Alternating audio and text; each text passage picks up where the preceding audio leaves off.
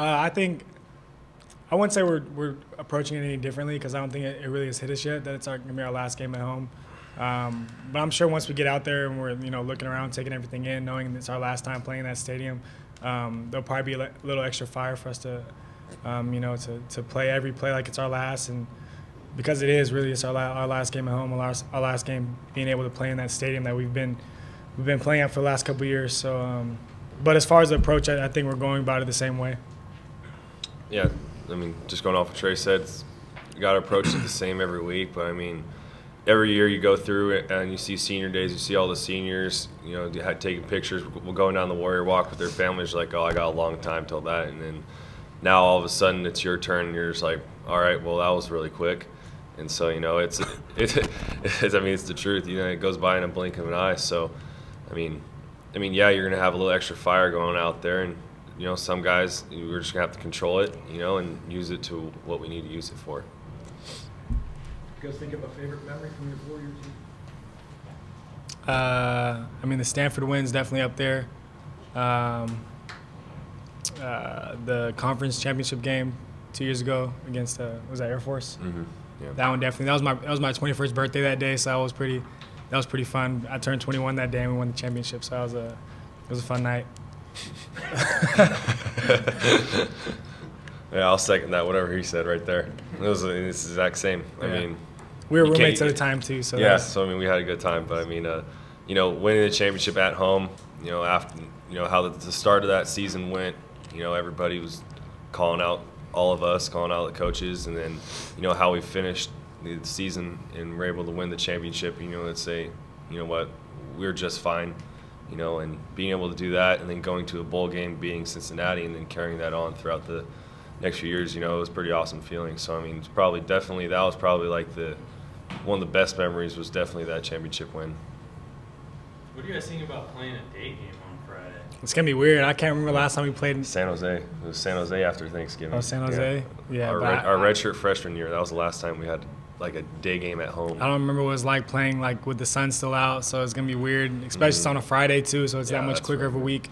It'll be a little bit of an adjustment, but I'm glad I'll play on Friday during the day. Have some more people watching us. That'll be good. Yeah, I mean it'll be cool to have something different, rather than just staying in the hotel all day. You wake up and it's game time. So I mean now it's just people are gonna have to change their rituals a little bit before the game and. Probably switch them to the night before or wake up a little earlier to get your stuff done. But, I mean, it's going to be fun. It's going to be interesting, especially trying to catch a ball with the sunlight out. So, I mean, you're not really used to that anymore. So, it should be interesting. Rocky doesn't say anything, but can you guys tell when he went into New Mexico game week that he gets a little more excited about it just because his pass will fit? Whether it be that, his coaching pass will fit, or it's a triple option and he seems to enjoy getting that kind of challenge. I didn't even think about the whole New Mexico background. He's definitely the same every week, I would say, is his demeanor and the way he goes about practice. But it's always we're always a little more extra focused going against triple option stuff just because you have to be so sound, especially defensively on your keys and what you're doing each play. So that's something he stresses, especially these weeks in games like Air Force. But as far as like his history with New Mexico and some of the other coaches, that's not something that we really see. Yeah, I mean, it's really the same Coach Long every week, and you don't really get too many things that are different. So, I mean, just because it's New Mexico doesn't really change how we approach the game. I mean, we have the same schedule throughout the week. Doesn't matter if it's a Friday game, everything just gets pushed up. So, I mean, just because it's New Mexico, I mean, they do some unusual stuff on defense too. So, I mean, it's something we got to get ready for. But, I mean, as Coach Long-wise, no, I mean, it's really the same. So you guys you don't get to eat big Thanksgiving meal? Or do you? Well, my parents got a little, they rented this little, I think some spot downtown. And we're having a bunch of the guys over on Wednesday night to have a little team meal. So that'll be good. But Thursdays we'll be in the hotel having our normal pregame meal. So try to eat not as much as we can Wednesday, but get a nice Thanksgiving meal in with a bunch of the guys. So that'll be fun. Yeah, big shout out to the Lomax family on that one. Yeah, they came through. Yeah, but then after the game, I mean, that's when I told my family that we'll probably do all of our Thanksgiving stuff. So, I mean, we got the whole weekend to hang out with our families, which is nice. I mean, it's kind of nice having it on Friday now that, you have like the whole weekend pretty much just to hang out with all the people you love after like your last game at home. So I mean, it's really nice.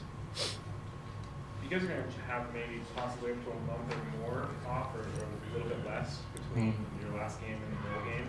What do you guys do in that time to stay fresh and healthy, or to be ready for playing again? I mean, it's hard to say right now what our exact schedule is going to be until we know what bowl game we're in. But usually, even when there's a couple weeks in between, we'll practice a couple days here and there, but we'll have a lot of off time. So guys are still in school, so that's a good time for them to get caught up in classes and get their schoolwork done and finish the semester off right.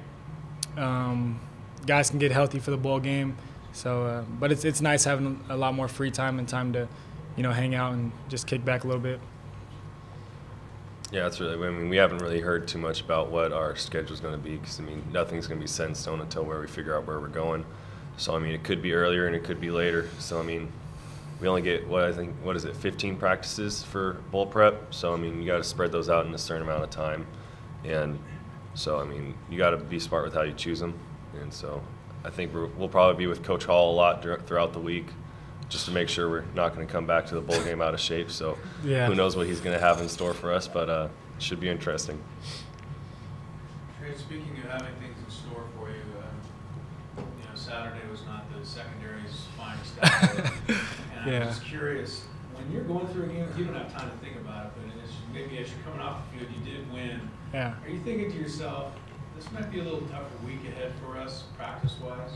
I mean, we knew Nevada could throw the ball. We knew they threw the ball very well, and we definitely had our struggles on Saturday, covering well. I think we finished the game off a lot better the second half. Coach Long got into us pretty good at halftime. But even on Sunday, we were kind of bumped up this week just because of Friday game, so we came in Sunday and watched film and have meetings. Coach G was on the safeties hard, because we played terrible. I should have had 4 interceptions. I only got 1. I was dropping out there, and we just Coach G is always stressing, how where we're at defensively nationally with scoring defense and where we're ranked up with those. And this last week definitely hurt us, giving up the yards that we did in total defense. So we knew that the coach was going to be on us tough this week, regardless of what the outcome was with this season. Whether we're in the, despite not being in the Mountain West Championship, that doesn't give us a pass to just go out there and go through the motions. So the coaches made that emphasis, and New Mexico's not going to throw the ball a lot. We know they're just going to run their options, but we still have to be sound defensively and know what we're doing, and play fast, and make sure every game we're taking advantage of, because we only have so many opportunities. What was your guys' and the team's reaction to Rashad not being a finalist? Man, I tweeted at the little Doak Walker thing. I just said, like, y'all tripping. That was all I said. But I saw Twitter was like an uproar about the whole thing. I think it's unacceptable, really. Like, what else does he have to do? He's leading the nation rushing. I think he's either first or second in total touchdowns. He's averaging like 7 yards a carry. I don't understand what else he has to do.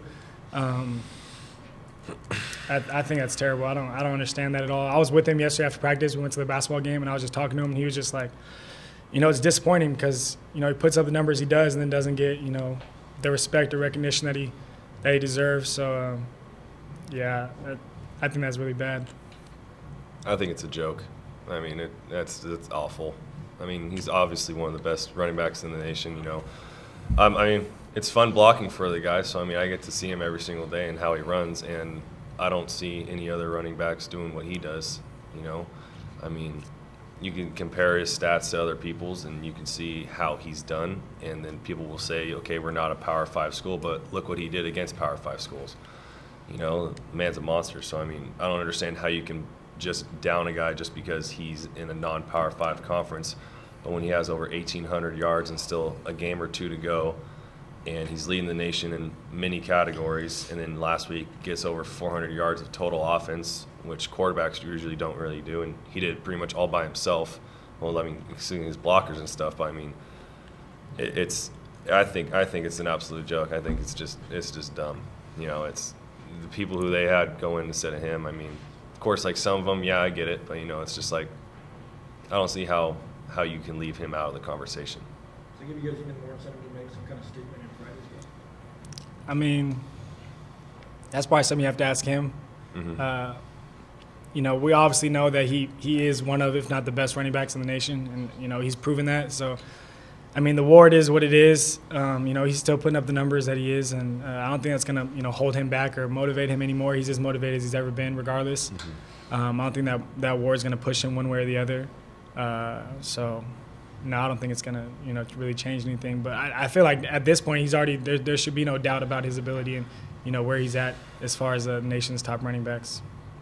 Yeah, it's hard to say he has to prove anymore, especially after seasons he had. But, I mean, I've never seen Rashad be anything different than what he is, but I mean, who knows how he's going to come out on Friday? But if he plays angry, I'm interested to see how that's going to happen. So, he's a pretty even kill guy, but never seen the man change anything from his expressions to his emotions. So, should be interesting to see what happens. Just to give a little statement, but again, I don't know what else he could do.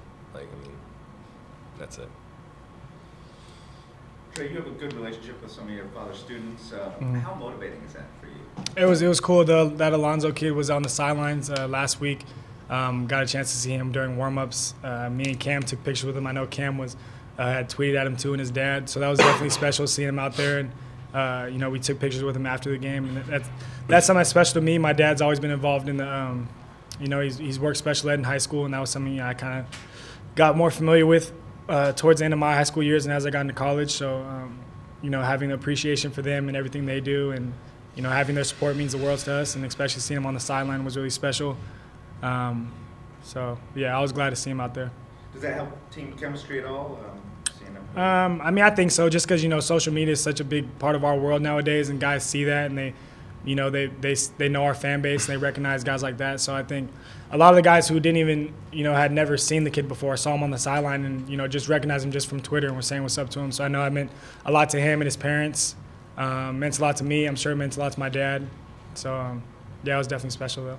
And just seeing what your dad does, has that helped you your whole life? I mean, do you look up to him? Yeah, he's always been my family. A lot of people in my family are teachers and stuff like that. So my dad's always had like a special love for special ed and things like that.